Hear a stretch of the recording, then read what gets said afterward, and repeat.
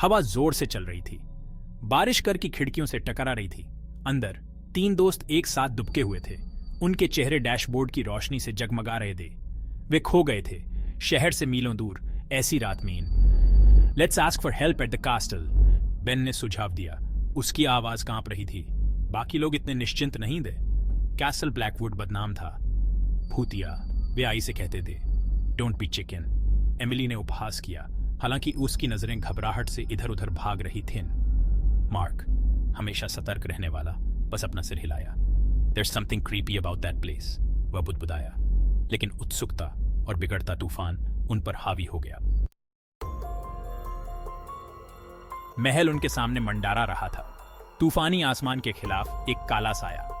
लोहे के दरवाजे ऐसे खुल गए जैसे उन्हें पास बुला रहे हों। अंदर कदम रखते ही उनकी मुलाकात एक बांसी, ठंडी खामोशी से हुई। हवा के एक झोंके ने एक दरवाजा जोर से बंद कर दिया। एमिली उछल पड़ी, उसका दिल जोर से धड़क रहा था। ओके, दैट्स क्रीपी, वह फुसफुसाई। मार्क की निगाहें कमरे में इधर उधर घूम रही थीं, जो ढहते हुए वायभाव को देख रही थीं। बेन अपने डर को छिपाने की कोशिश कर रहा था, घबराहट से हंस दिया। It's just an old house, उसने कहा। विशाल खालीपन में उसकी आवाज गूंज रही थी, लेकिन वह भी उस अजीब एहसास को नजरअंदाज नहीं कर सका जो उन पर छा गया था, जैसे उन्हें देखा जा रहा हो। जैसे जैसे वे और गहराई में उतरे, परछाई उनके चारों ओर नाचती हुई प्रतीत हुई। उन्हें एक विशाल चिमनी वाला एक भव्य हॉल मिला, जिसकी राख लंबे समय से ठंडी थी। दीवार पर लागे एक फटे हुए टेपेस्ट्री में नीली आंखों वाली एक खूबसूरत महिला को दर्शाया गया था। अचानक उन्होंने यूज सुना। एक धीमी फुसफुसाहट बमुश्किल सुनाई दे रही थी। ऐसा लग रहा था जैसे हॉल के सभा से दूर से आ रहा हो। Did you hear that? Emily फुसफुसाई।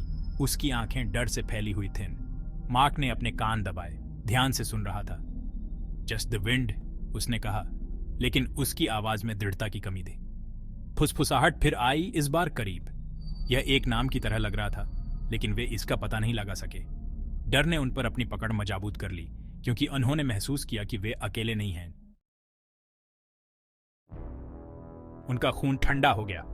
उनकी ओर तैरते हुए भव्य सीढ़ियों से नीचे एक आकृति थी।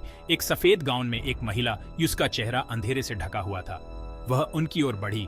उसके पैर सीढ़ियों को नहीं छत रहे थे। उसकी आंखें एक भयानक नीले रंग में चमक रही थीं। रन! बेन चिल्लाया, डर के पक्षाघात से मुक्त होकर। वे मुड़े और भागे। उनके दिल उनकी छाती में तेज हो रहे थे। भूतिया आकृति ने पीछा करने का कोई प्रयास नहीं किया, लेकिन उसकी ठंडी हंसी महल में गूंज उठी। वे तब तक दौड़ना बंद नहीं करते थे जब तक वे महल के दरवाजों से बाहर निकलकर तूफानी रात में नहीं आ जाते। हड्डी तक भीग चुके थे और सांस लेने के लिए हाँफ रहे थे। वे लड़खड़ाते हुए कार तक वापस आए। जैसे ही वे तेजी से चले गए, वे देख सकते थे कि महल का सिलहूट अंधेरे में गायब हो रहा है। घर पर सुरक्षित सूखे कपड़े और कंबल में लिपटे हुए दोस्त उस रात की याद को नहीं हिला सके। प्रेतवाधित महल, भूतिया आकृति, ठंडी हांसी, ये एक ऐसा अनुभव था जो उनके साथ हमेशा रहेगा। क्या उन्होंने ये सब कल्पना की थी, या कैसल ब्लैकवुड वास्तव में प्रेतवाधित था?